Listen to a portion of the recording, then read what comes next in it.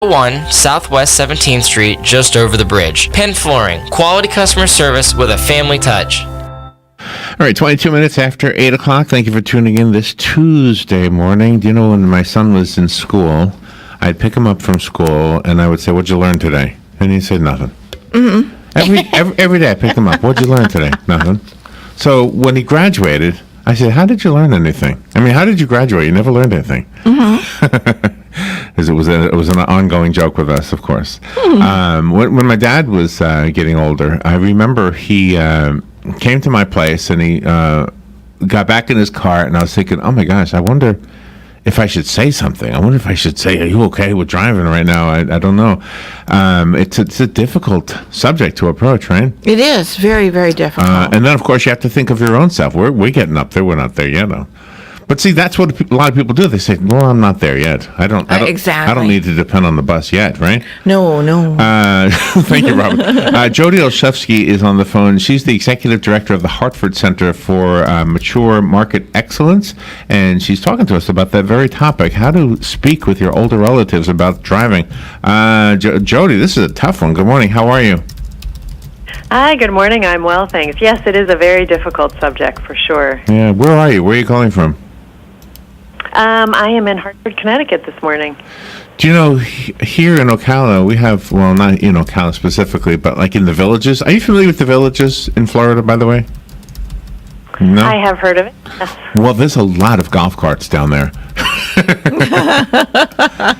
It's a retirement community, but it's like a mini Disney, but people actually live in it, and I've seen accidents with the golf carts. I don't know if they need a license for that or not. Does the license part of our driving come into this?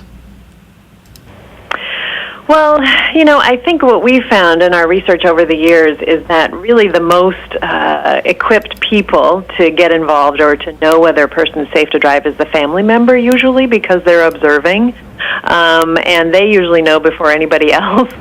So certainly there are broader policy issues involved, but we really focused on that family conversation and encouraging and equipping families to have conversations early and often, both the older driver themselves and their adult children or other family members.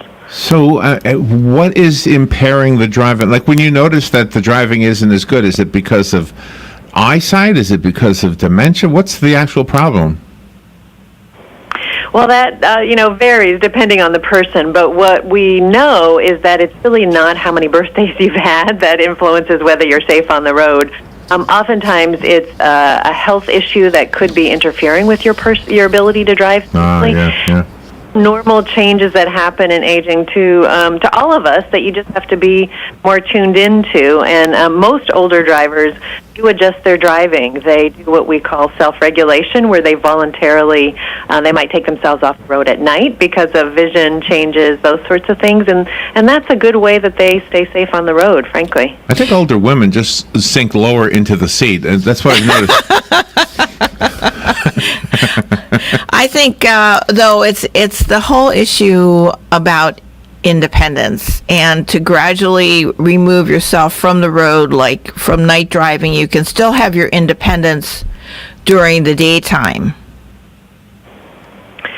Right. I mean, I think independence is critical for all of us, right? I mean, driving is essential. It becomes increasingly important, actually, as we get older, because we want to stay connected with our communities and with those that we love.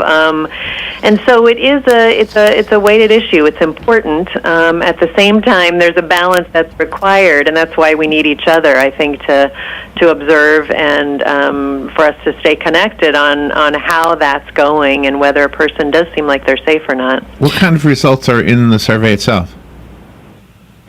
We've done studies for a number of years here at the Hartford with the MIT Age Lab, and the latest one that we did, we found that, not surprisingly, the majority of people, so 60% of drivers over the age of 50, are most likely to listen to a family member who would bring up the topic, which is why, again, I say that family members are really critical. Now, it's kind of interesting because drivers say that they want someone to talk to them if they've had some kind of incident of forgetfulness or getting lost, if they've had a change in their health, and generally if they are concerned about their safety. So I think this is encouragement for us to get involved, even though it's a very sensitive topic, and just to make sure that we're prepared adequately and we're thinking sensitively about the weight of the conversation.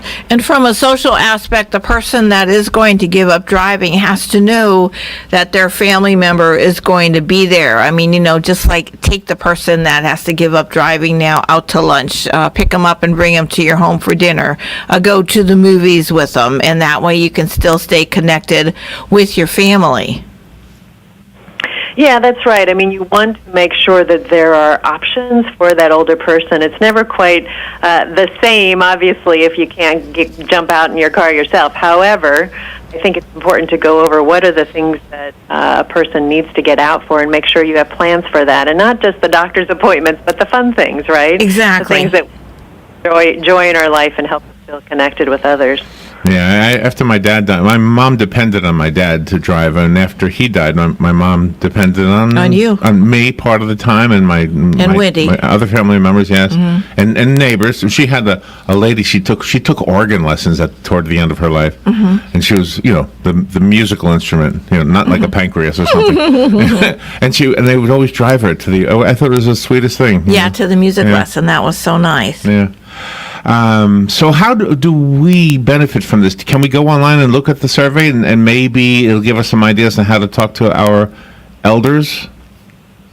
Yeah, absolutely. We have the survey online at our website, which is hartford.com/lifetime. But I think more importantly, we have a guidebook called We Need to Talk that you can download or order and available. It really gives you everything that you need to know to prepare for the conversation. There are worksheets in there to help you think about transportation alternatives and, download it and read it and prepare. I think that's the most important thing. So, okay, and we get that on thehartford.com? Yes, thehartford.com/lifetime. Okay, /lifetime. Okay. Jody Olszewski, thank you for being on the air with us today. Good information. Thanks for having me. You're welcome. We'll be right back.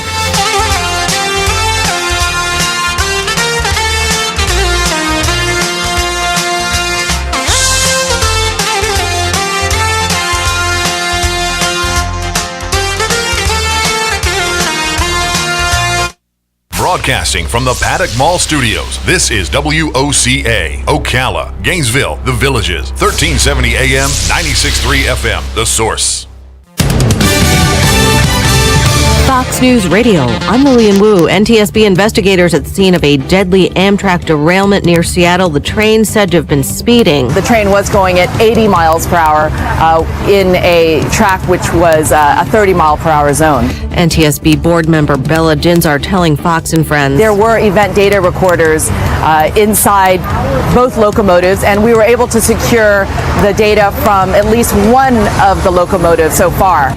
At least 3 people killed, 100 taken to hospitals, 10 with serious injuries. The House gearing up for debate on the GOP tax reform bill, which Democrats call a tax break for the rich. Now, there was concern the bill was in jeopardy in the Senate, with Senator John McCain recovering in Arizona, thus allowing for only one defection. But right now, there is only one. That's Arizona's other Senator, Jeff Flake. Fox's Griff Jenkins. Fox News. We report. You decide. When it comes to the holidays, the hustle and bustle doesn't stop. Well, unless your car breaks down. Whatever this season brings, it helps to have Hum by Verizon. Hum is the connected car system that assists and empowers drivers. Now you can check your car's health from your phone, get help if you're stuck on the side of the road, and if Hum detects a crash, it can automatically notify emergency services. It's a smart way to stay informed about your car and keep your family safer on the road. This holiday season, get Hum and get where you're going. Visit hum.com or your local Verizon store for special holiday savings. At Progressive, we think your floral boutique is the bee's knees. In fact, it's all the bee's knees in every hive of bees and all the trees from here to Belize. Please, everyone agrees. You deserve the expertise of Progressive Business Insurance, with over 40 years of experience helping busy bees and their knees glide with ease like a gentle breeze. So whether you're a worker bee, a queen, or none of these, buzz over to progressivecommercial.com if you please. Faster than a bee's knees as he pollinates the leaves of 3 trees. Progressive Casualty Insurance and Affiliates. Ad Council. about a really different last-minute Christmas gift? Give a tree from Bob Wine's Camellia Gardens in Ocala. Bob has a huge selection, more types of trees than you can imagine. Prices starting as low as $59 for some trees up to 7 feet tall. How about a citrus tree?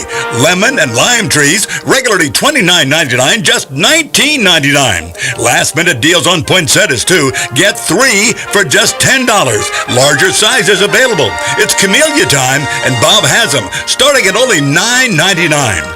Want to get up to $60 in gift certificates free? Then buy some gift certificates at Bob Wine's Camellia Gardens. Last minute longer hours this week, too. They're open daily till 5, Saturday till 3. Bob Wine's Camellia Gardens, away from the Christmas traffic, Southeast 38th Street, Ocala. Celebrating 65 years of Christmas giving.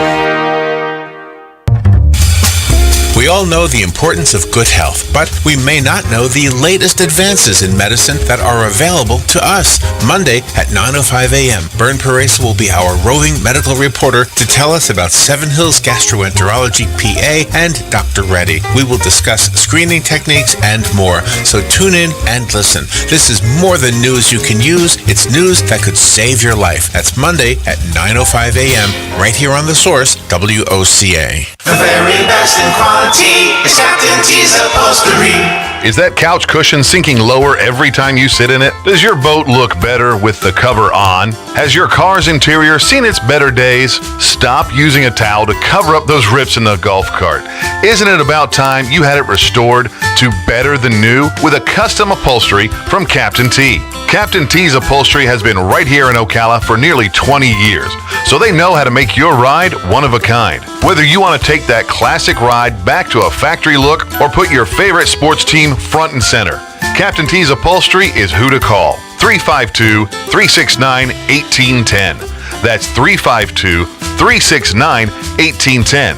Or stop by their location, 5030 South Pine Avenue in Ocala, just past the drive-in. And of course, don't forget to visit them on the web, CaptainTUpholstery.com. The very best in quality is Captain T's upholstery. Today in Florida Ag News, some of Southeast AgNet, USDA's Natural Resources Conservation Service has a variety of programs that can benefit producers and landowners in many ways. One of those is the Environmental Quality Incentives Program, or EQIP, as it provides financial and technical assistance to producers in order to address natural resource concerns and deliver environmental benefits like improved water and air quality. NRCS Acting Chief Leonard Jordan says this is their flagship program. If you ask people across the country what do they like most in terms of the suite of programs we have, the first one out of their mouths, it will be EQIP. And EQIP annually about a $1.2 to $1.4 billion. And we do the best that we can to allocate those funds out to the states on the ground to try to have that positive impact in the lives of people within their community. So it is a flagship program, but it's a fantastic program. Now, payments are made to participants after conservation practices and activities identified in an EQIP plan of operation are implemented. And Jordan says EQIP has programs that can help every farm operator. I would venture to say that there is not a farm out there that EQIP couldn't provide some level of assistance to. And as long as the individual farmers and ranchers and you have a resource concern, EQIP is one of those programs that can provide assistance to those communities, to those farmers and those ranchers and those forest owners. Learn more by simply contacting your local NRCS office. Broadcasting from the Paddock Mall Studios, this is WOCA, Ocala, Gainesville, The Villages, 13